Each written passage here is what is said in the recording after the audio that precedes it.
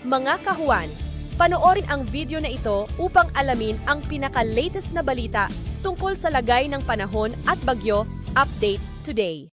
Wala pa rin naman tayong minomonitor na anumang bagyo or low pressure area sa loob at labas ng ating Philippine Area of Responsibility.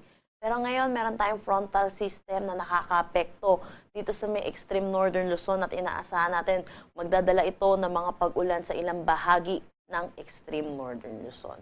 Samantala, patuloy naman po yung pag-iral ng easterlies or yung mainit at malinsangan na hangin na nanggagaling sa dagat Pasipiko dito sa malaking bahagi ng ating bansa. Ito rin po yung nagdadala sa atin ng mainit na panahon at yung matataas na tsansa ng mga localized thunderstorm na nararanasan po natin lalo na sa hapon at sa gabi.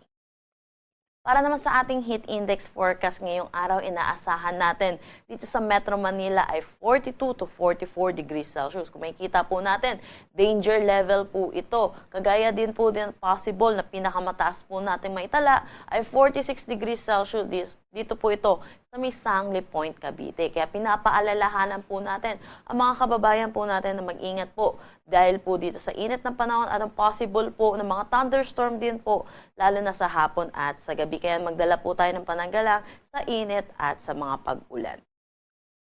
Wala naman tayong nakataas na anumang gale warning sa anumang seaboards ng ating bansa.